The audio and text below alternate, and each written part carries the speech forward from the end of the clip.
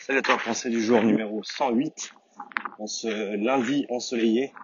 Comment rendre ton programme encore meilleur qu'il ne l'est actuellement? C'est le sujet de la petite pensée du jour d'aujourd'hui. Et j'en avais déjà parlé dans une vidéo précédente, mais ça revient encore et encore dans tout ce que je fais, donc je pense que, en tout cas, c'est important pour moi de le remettre en avant, si ce n'est pas pour toi, mais juste pour moi, pour que je m'en rappelle bien. C'est vraiment une des meilleures manières, je pense, d'améliorer le programme de quelqu'un ou d'améliorer ton propre programme si c'est pour toi. Je pense que c'est d'essayer de faire une analyse générale de la distribution des différents types de travail et des différentes intensités, des différents volumes au cours de la semaine et d'essayer de trouver des trous dans ton programme. Et si tu arrives à trouver des trous dans ton programme ou dans celui de tes athlètes, tu vas assez aisément pouvoir combler ces trous et déjà rien qu'avec ça, sans essayer d'inventer des approches et des méthodes novatrices ou magiques, simplement d'avoir un programme qui est mieux équilibré, qui a du sens aussi au niveau volume par rapport à la récupération et au potentiel de récupération de l'athlète et à ses besoins à ce moment-là dans le mois ou dans l'année par rapport à des compétitions par exemple, etc. Je pense que c'est la façon la plus simple de faire quelque chose de cohérent ou d'améliorer quelque chose sans essayer de tout réinventer. Désolé, il y a un peu de vent. Et donc, ce que je veux dire par là, bien équilibrer un programme, je pense qu'il y a plusieurs facettes et bien sûr, ça va dépendre aussi du type d'athlète avec lequel on travaille.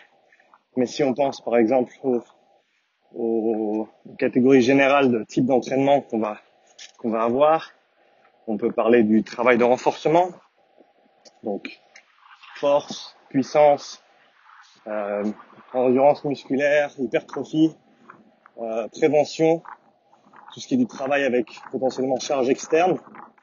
Donc, est-ce qu'on a ce type de travail qui est inclus dans la semaine? Si oui, combien et pourquoi? Encore une fois, désolé, il y a un peu de vent, si ça fait du bruit. Donc ça, c'est une catégorie d'entraînement. Ensuite, si on parle de la catégorie cardio, entre guillemets, on a plein d'intensités différentes avec lesquelles jouer.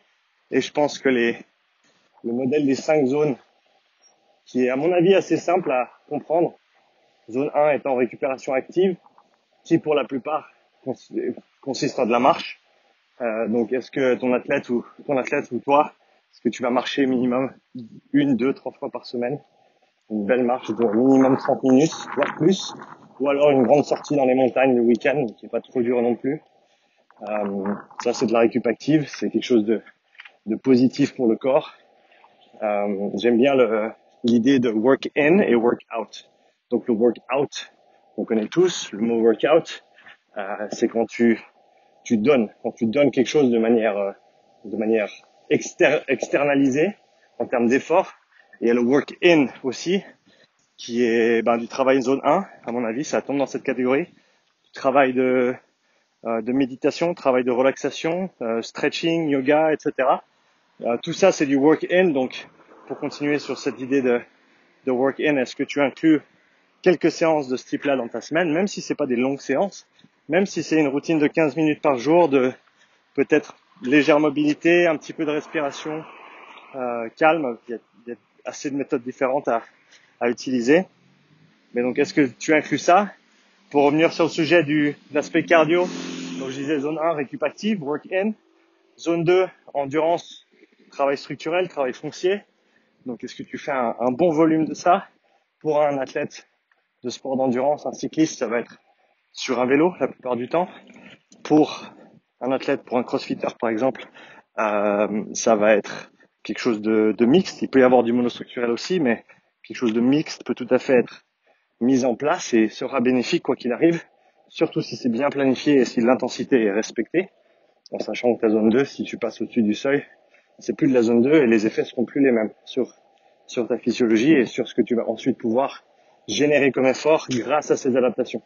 Donc, bien gérer tes efforts en zone 2, en avoir un certain volume chaque semaine, ça peut être de l'ordre de 70 à 80% du volume total pour un cycliste par exemple en hors saison, ou alors une charge de maintenance de 10-20% du volume total pendant une grosse période de compétition pour un crossfitter par exemple. Euh, et donc ça peut varier dans cette rangée-là. C'est des chiffres approximatifs bien sûr, mais tu comprends un petit peu l'idée.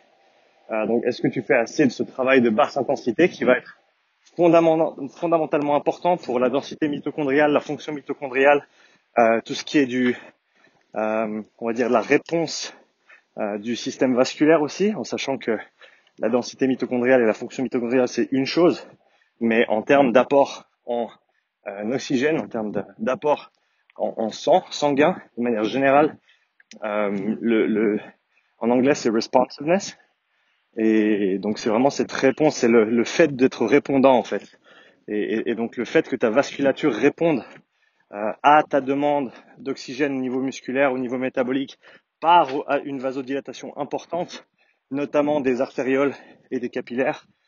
Pardon, les capillaires ne se vasodilatent pas. Par contre, tu peux en recruter plus.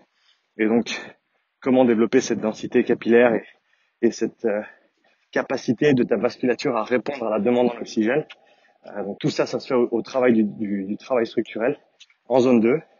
Et si tu vas écouter, pour tous ceux qui sont en CrossFit, si tu vas écouter ce dont parle Matt Fraser et de ce qu'il faisait comme volume à basse intensité pendant son hors-saison, tu vas te rendre compte du volume incroyable qu'il faisait avec plein de mouvements différents pour construire cette base. Zone 3-4, c'est un petit peu le milieu, c'est là où seront les courses, c'est là où seront les compétitions en général, autant en sport d'endurance qu'en CrossFit. Donc ça, tu peux en faire bien sûr, et ça va être bénéfique, mais il faut bien mesurer le volume parce que au niveau intensité, ça va être dur. Zone 5, donc travail de haute intensité. Personnellement, je la base actuellement la zone 5 sur la fréquence cardiaque, donc au-dessus de 95% de ta fréquence cardiaque max. Est-ce que tu passes un petit peu de temps, peut-être pas chaque semaine, mais est-ce que tu fais quelques blocs dans l'année de 4 à 6 semaines où tu vas passer un petit peu de temps au-dessus de 95% de ta fréquence cardiaque max, où tu vas vraiment monter dans les tours, travail de vitesse endurance si on veut l'appeler comme ça. Est-ce que tu en fais de temps en temps? Voilà, si ça fait longtemps que tu n'as pas fait de travail comme ça et que tu n'arrives jamais vraiment proche de ta fréquence cardiaque max en entraînement, bah c'est peut-être un trou à combler pour toi. Travail de U1, U2 comme l'appellerait Evan, donc du travail de sprint pur. Est-ce que tu en fais du travail de speed endurance, comme je disais avant, qui peut aussi être appelé du travail de capacité lactique pour ceux qui aiment encore utiliser ce terme-là. Donc tout ce panel en fait de différents types d'entraînement cardio qu'on peut faire et qu'on devrait faire, encore une fois, pas tout le temps et pas tout, mais dans le bon contexte pour la bonne raison et pour la bonne personne. Et ensuite on a aussi bien sûr, on a parlé de la récupération, tout ce qui est travail respiratoire. Donc pour les athlètes qui en ont besoin, ça je pense vraiment que c'est important de le rappeler, l'entraînement respiratoire à mon avis a sa place, mais pas pour tous. Dans le sens où si ton système respiratoire ne limite pas tes performances, si tu as d'autres lacunes à travailler ou d'autres low hanging fruits comme on appelle ça, des fruits qui sont bas et qui sont faciles à accueillir pour traduire en français. Je sais même pas s'il y a une expression française qui serait l'équivalent de ça, je la connais pas en tout cas si elle existe.